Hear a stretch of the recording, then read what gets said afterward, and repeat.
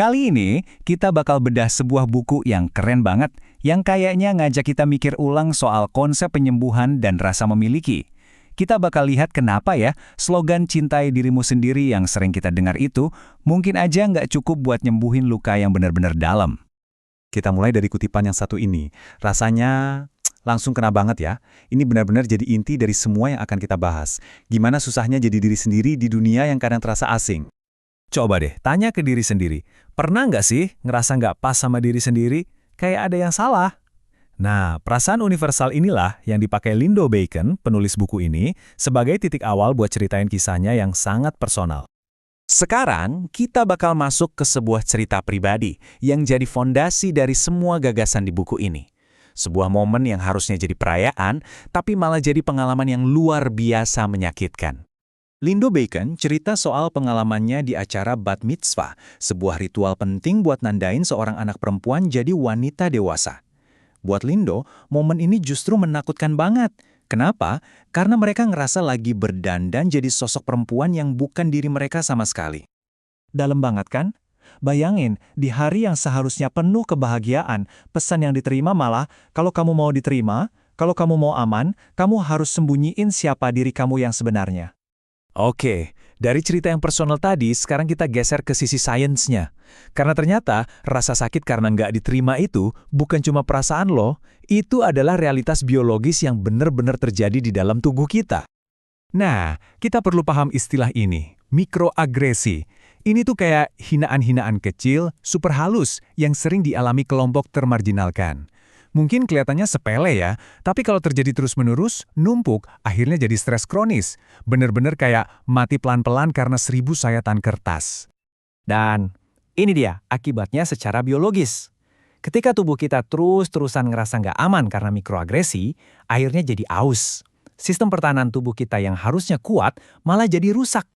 Jadi, begini cara kerjanya. Tubuh kita itu dirancang buat ngerespons bahaya, itu normal. Tapi sistem alarm ini harusnya mati kalau bahayanya udah lewat. Masalahnya, bagi orang yang lingkungannya terus-terusan terasa mengancam, tombol alarm ini nggak pernah mati, nyala terus. Jadinya, tubuh ada di mode siaga non-stop. Biar lebih jelas, kita bandingin ya, stres jangka pendek itu sebenarnya bagus. Bikin kita waspada, fokus, bantu kita selamat. Tapi stres kronis yang disebabkan oleh masalah sistemik, nah ini yang bahaya. Ini yang perlahan-lahan merusak tubuh kita dari dalam. Oke, kalau masalahnya sedalam ini, sampai ke level biologis, terus solusinya apa dong? Nah, disinilah buku ini mulai menantang solusi self-help yang mungkin sering kita dengar. Ini dia titik baliknya, sebuah pernyataan yang mungkin agak mengejutkan. Cinta diri itu penting, tapi itu cuma respons. Itu bukan obat dari masalah utamanya. Lindo Bacon jelasin, sebanyak apapun kita cinta sama diri sendiri, itu nggak akan bisa menghentikan diskriminasi di luar sana. Itu nggak bisa mengubah cara sistem atau orang lain memandang kita. Cinta diri itu alat buat bertahan, tapi bukan alat buat mengubah dunia. Malah kalau kita cuma fokus ke, ayo perbaiki diri sendiri, tanpa sadar kita bisa aja mengalihkan perhatian dari masalah yang lebih besar. Seolah-olah ini masalah individu, bukan masalah kita bersama. Jadinya, kita malah jadi lebih toleran sama penindasan. Jadi, kalau bukan cinta diri, lalu apa jawabannya? Nah, disinilah kita sampai ke jantung dari buku ini.